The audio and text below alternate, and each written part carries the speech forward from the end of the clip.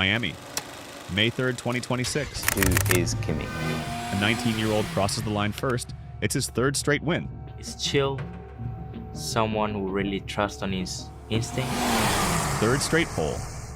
Championship lead, 20 points. It is, it's a dream. The announcer says he's just joined a list that only has 2 other names on it. Senna, Schumacher, and now him. But here's the thing about that list. Senna didn't just win races. He warned the sport about what was coming. He said the great ones operate in a space normal people can't understand. He said to be the best, you have to be willing to go somewhere most drivers won't. A dark place. A place where the limits of human survival stop mattering. He said the faster you go, the closer you get to the edge. And if you're not willing to look over that edge, Was reading a lot, you're never going to be a champion. Kimi Antonelli, he's not just looking over the edge, he's already on the other side. And that's exactly what Senna was warning us about. But to understand the warning, you first have to understand who Ayrton Senna actually was. Not the poster, not the legend on the wall, the real man, and the real philosophy that made him both the greatest and the most frightening driver of his generation. And they've helped me to become the person I am today, and the driver as well, eventually. Senna arrived in Formula One in 1984, and almost immediately something about him unsettled the paddock. The other drivers were fast. Senna was something else. He drove like the car was an extension of his nervous system, like the machine and the man had fused into a single organism that existed only to find the limit and then push half a second past it. He once described a lap around Monaco where he wasn't consciously driving anymore. He said he was in a tunnel, going and going, way over the limit, and still finding more. He said it scared him so badly he backed off and drove into the pits, because he had gone somewhere no human being is supposed to go. That was the thing about Senna. He wasn't reckless.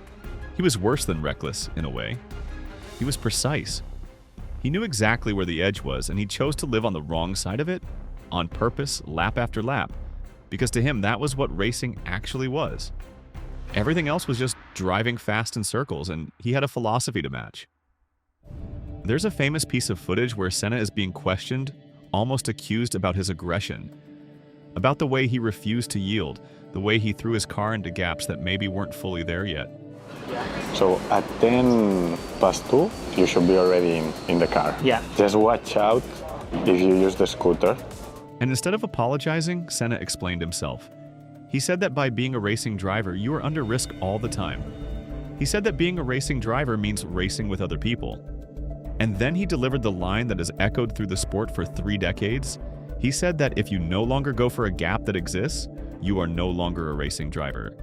Sit with that for a second, because that is not a normal thing to believe. Most people, most professionals, most human beings spend their lives learning when not to go for the gap.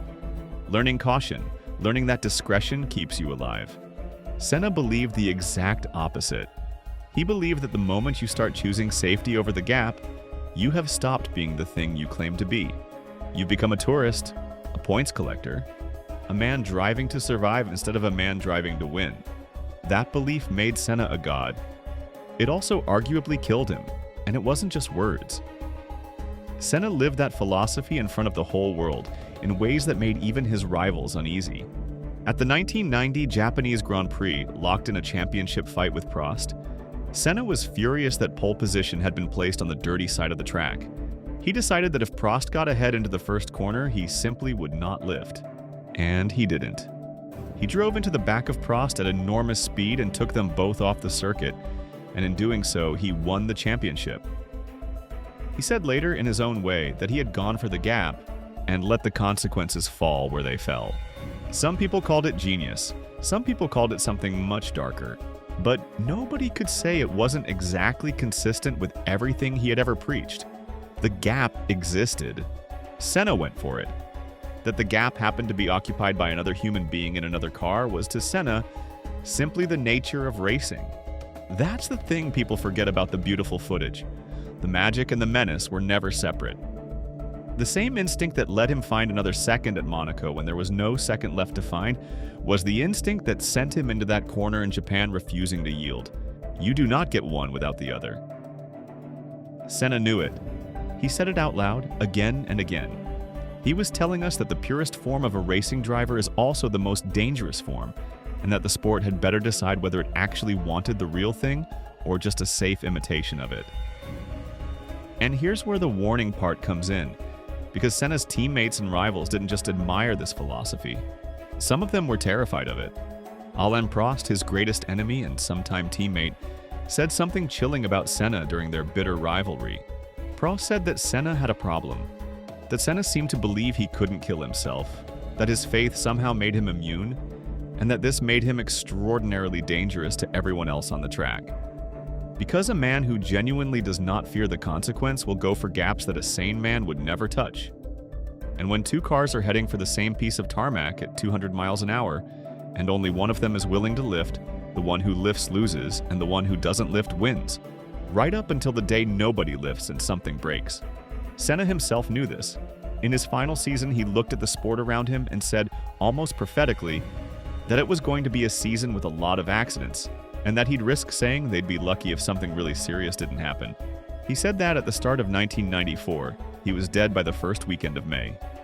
So when I say Senna warned us, I mean it in a very specific way.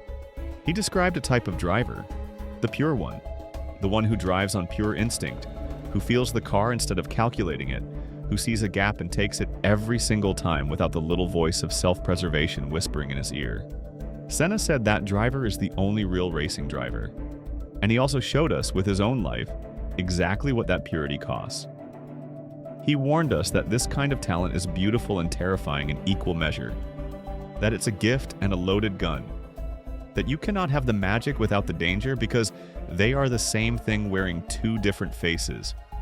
For 30 years after Senna died, Formula One slowly, carefully engineered that kind of driver out of existence. And you can understand why. Senna's death, along with Roland Ratzenberger's the day before at that same terrible weekend, shook the sport to its foundations. 2 men gone in 2 days. The sport looked in the mirror and did not like what it saw, so it changed. The cars got safer, wrapped in survival cells and crash structures that would have seemed like science fiction in Senna's day.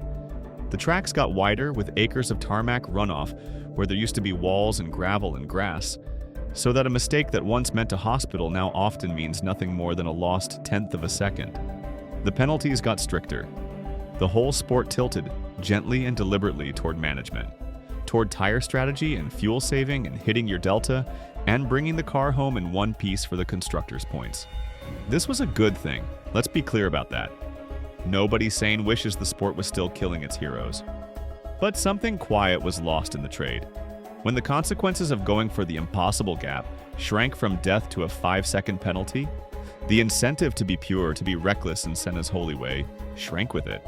Why risk everything for a gap when the safe move brings the car home and scores the points anyway? The modern Formula One driver became, in many ways, exactly the thing Senna despised. A brilliant, calculating, risk-managing professional who goes for the gap only when the math says the gap is safe. Superb athletes, magnificent operators, but operating, most of the time, on the safe side of the edge that Senna insisted was the only place a real driver belonged. And then came the kid with the number 12. Andrea Kimi Antonelli was born on the 25th of August, 2006. That's 12 years after Senna died at Imola. Antonelli never saw Senna race. He couldn't have. He wasn't alive. Everything he knows about the man, he learned the way the rest of us did, watching old footage.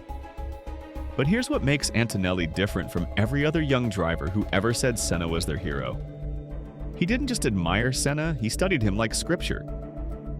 As a kid, growing up in Bologna in the heart of Italy's Motor Valley, Antonelli bought DVDs of old Formula One seasons. Not highlight reels, full seasons. The 80s, the 90s, the 2000s. He watched them with his father Marco, who was himself a racing driver, and he absorbed the way Senna moved. And when he started racing single-seaters in Formula 4 at 15 years old, he chose a number. He chose 12. The number Senna carried at Lotus in his wild, explosive early years, and the number Senna wore on the McLaren when he won his first World Championship in 1988. Antonelli has said in his own words that he chose 12 because of Ayrton. He's carried it through Formula 4, through Formula Regional, through Formula 2, and now into Formula One on the side of a Mercedes. And the significance runs even deeper than the tribute because Antonelli joined the Mercedes Junior program when he was 12 years old. The number found him, and he never let it go. But a number is just a number. Anybody can paint a 12 on a car. What matters, what actually connects this teenager to the man he worships, is how he drives. And this is where the story stops being sweet and starts being genuinely unsettling. Because Antonelli doesn't drive like a modern driver, he drives like the things Senna warned us about. Everyone who has watched him closely says the same word: instinct. Antonelli himself has said that he drives purely by instinct, which is almost the exact phrase Senna used to describe his own driving, that he was no longer driving consciously but by a kind of instinct in a different dimension. This is not a coincidence. This is a 19-year-old deliberately trying to access the same mental state that his hero described, the state where the calculation stops and something older and faster takes over. And when you watch the actual footage of Antonelli racing, you see it. There's an overtake he pulled in Formula 2 on Franco Colapinto through Eau Rouge at Spa. Eau Rouge is one of the most dangerous corners in the world. It's a compression, a blind crest, a place where the car goes light at the top, and the smallest mistake sends you into a barrier at enormous speed. It is not a place where sane, careful, risk-managing drivers attempt overtakes. It's a place where you follow the car in front and wait for a safer opportunity somewhere else on the lap. Antonelli didn't wait. He saw a gap that barely existed, and he took it, at full commitment, through the scariest corner on the circuit. The overtake won an award, and it told everyone in the paddock exactly what kind of driver had arrived. Because that move, that specific move, is the Senna philosophy made flesh. If you no longer go for a gap that exists, you are no longer a racing driver. Antonelli went for the gap, through Eau Rouge, as a teenager. Without blinking, now let's talk about what happened when he got to Formula One, because the numbers are frankly hard to believe. Antonelli's rookie season in 2025 was solid, but not spectacular. He replaced a 7-time world champion at Mercedes, an almost impossible weight to carry, and he handled it with 3 podiums and a 7th place in the championship. Good. Promising, not earth-shattering. The doubters had plenty of ammunition. Too young, they said. Too raw. Fast-tracked into a seat he wasn't ready for. And then 2026 happened. In his second season, something clicked, and the kid with the number 12 turned into a force the sport had not seen in a very long time. He won in China, taking pole and converting it, becoming the youngest pole sitter in the history of Formula One. He won in Japan and took over the lead of the World Championship, becoming the youngest driver ever to lead the standings. He won in Miami. He became the youngest driver in history to score 3 consecutive Formula One wins. And he just kept going. By the middle of the season, he had won 6 races, including a victory at Spa, the very circuit where Eau Rouge lives. And he sat at the top of the championship with a commanding lead over the entire grid, including his own vastly experienced teammate. And it wasn't a clean, tidy, luck-free run either. That's what makes it so telling. The sport threw everything at him, and he kept coming back. At the British Grand Prix, he took pole and was hunting down the leader for the win when his car broke underneath him, a wheel shield tearing loose, forcing extra pit stops, dropping him from a potential victory all the way down the order to 16th. He called it tough to swallow. A lesser mentality might have let a weekend like that fracture the whole campaign. Antonelli answered it by going to Belgium, the home of Eau Rouge, the corner where he'd announced himself as a teenager, and winning again. 6 wins, a commanding championship lead, in his second season, before his 20th birthday, a 19-year-old in his second year, leading the World Championship, winning races on pure speed and pure commitment, driving on instinct, wearing Senna's number, taking the gaps that other drivers leave alone. If you're a Formula One fan, that should make the hair on your arms stand up. Because we've seen this shape before. We've seen the raw, unrefined, instinct-driven prodigy who makes the impossible look casual. And we know how the sport reacted to that kind of talent the last time it appeared in its purest form. But here's the part of the story that really seals it. The part that takes this from a fun comparison to something that feels almost eerie. It's not the fans making the connection. It's not the media, it's the man who runs his team. Toto Wolff is the team principal of Mercedes. He is one of the most powerful, most experienced, most level-headed people in the entire sport. He has managed world champions. He has seen everything.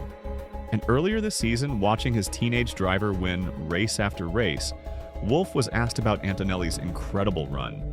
And he didn't say he was thrilled. He didn't say he was excited. He used a very specific, very telling word. He said it scares him. He said Kimi is doing an exceptional job, that it's only his second year, that he's won multiple races in a row, an achievement that is essentially unheard of. And then Wolff explained what actually scared him. It wasn't the winning, it was what comes after. He said he was scared for the moment Antonelli makes his first real mistake. The scale of it, the fallout. Because a driver operating at this level, on this edge, with this little margin, is a driver who is always one instinctive decision away from disaster. Wolff knows that the same purity that produces the wins is the purity that produces the crashes. You cannot separate them. They are, as Senna understood, the same thing. That is the warning, spoken out loud, in 2026 by the person with the most to gain and the most to lose. Toto Wolff looked at his own driver, the kid living out the Senna philosophy in real time, and admitted that he is afraid of what that philosophy costs. And Antonelli, to his enormous credit, seems to understand the weight of the comparison better than anyone. When people started comparing him to Senna after his win in Monaco, a track where Senna won 6 times and was more untouchable than anywhere else on Earth, Antonelli didn't lap it up. He pushed back. He said the comparison felt unfair. He said he's still very far from Senna's level. He said no when asked if he'd even read the articles about it. And there's a reason his own reluctance to accept the comparison is the most Senna-like thing about him. Because Senna, for all his ferocity, never mistook himself for finished. He talked constantly about limits, about going for the limit, touching it, thinking that was the edge, and then discovering he could go a little further. He treated the search for the limit as a lifelong project that was never complete. Antonelli, in refusing the crown and saying he's still very far from Senna's level, is displaying exactly the mindset that made Senna what he was. The great ones never think they've arrived, they think they're still chasing. There's something very Senna about that too, honestly. The humility off the track paired with the ferocity on it. Because that was the other half of the man Antonelli worships. Senna was ruthless in the car and gentle out of it. Philosophical, thoughtful. A man who talked about God and poverty and the responsibility of the fortunate to give the less fortunate a chance. Antonelli shows flashes of the same duality. Aggressive and instinctive when the visor comes down. Grounded and analytical and almost shy when it lifts back up. There's a story that tells you everything about how deep this runs. Before the 2025 Brazilian Grand Prix, while the other drivers were doing their media commitments and relaxing in their hotels, Antonelli quietly slipped away and made a private pilgrimage to the Morumbi Cemetery in São Paulo. That's where Senna is buried, and this teenager sat by the grave of a man who died 12 years before he was born. And he read a book about him, in Italian translation, in the quiet. He said it was a really peaceful place. No cameras, no announcement. Just a kid paying his respects to the ghost whose number he carries and whose philosophy he's now living out on the world stage. That's not a marketing story. That's a genuine, almost unnerving spiritual connection between a living driver and a dead one. So let's bring the whole thing together because I think the picture is now complete, and I think it's more profound than a simple who's the next Senna debate. Ayrton Senna gave us a definition of what a racing driver actually is. He said the real driver goes for the gap. Always. He said the pure driver stops calculating and starts feeling, enters a different dimension, drives on instinct beyond the reach of conscious thought. He said that anyone who chooses safety over the gap has stopped being a racing driver at all. This was his gospel and he lived it, and it made him immortal. And it also put him in that wall at Imola on the 1st of May, 1994. And in the years after his death, Formula One quietly decided that maybe that kind of purity was too dangerous. It padded the walls and widened the tracks and rewarded the managers and the mathematicians, and it produced a generation of superb, careful, risk-adjusted professionals who go for the gap only when the gap is proven safe. The sport, in a sense, tried to make sure another Senna could never happen. Not the tragedy, and in a quieter way, not the purity either. Because the two were always linked. Then a boy was born 12 years too late in the wrong decade to ever see his hero drive. And he watched the old DVDs and he decided that the modern way was not for him. He took Senna's number. He adopted Senna's philosophy. He drives on instinct. He goes for the gap through Eau Rouge. He leads the world championship at 19. And the man who employs him, one of the wisest heads in the sport, watches him do it and says out loud that it scares him. That is why the number 12 on the side of that Mercedes is a message. It's Antonelli telling the sport, whether he fully means to or not, that the thing Formula One spent 30 years trying to tame is back. The pure driver. The instinct driver. The one who Senna described and warned us about in the same breath because he knew you cannot have the beauty without the danger. They are one thing. Antonelli is what Senna warned us about. Not because he's dangerous in a reckless, careless way, but because he's the return of a philosophy the sport thought it had safely buried. The belief that a real racing driver takes every gap that exists, no matter the cost, no matter the corner, no matter the fear. Senna told us that this driver is the only real one, and Senna's own life told us what that costs. Now that driver is back, wearing Senna's number, leading the championship, driving on the edge that his hero lived and died on, and the whole sport is watching, half in awe and half in dread, wondering the same thing Toto Wolff is wondering. Not whether Kimi Antonelli is the next Ayrton Senna, but whether the sport and the kid himself are ready for what it means if he really is. Because Senna didn't just show us the greatness, he showed us the price. And a teenager who chose to carry his number, chose to carry his philosophy, chose to drive on his edge may end up carrying all of it. The magic and the warning together, the way they always come. The gap exists. Antonelli goes for it every single time. That's what makes him extraordinary. And if you've ever watched old footage of a man in a red and white helmet flying through Monaco in a different dimension, you already know that's exactly what makes this so hard to look away from. If you want more deep dives into the stories that actually shaped this sport, the legends and the warnings and the moments that changed everything, make sure you subscribe. Because this story is only just beginning. And nobody, not even Toto Wolff, knows how it ends. What a first race, eh? Good job, mate. Grande. Grande. Run. Good job. Good job, mate. Good job. Amazing. Good job. Good job.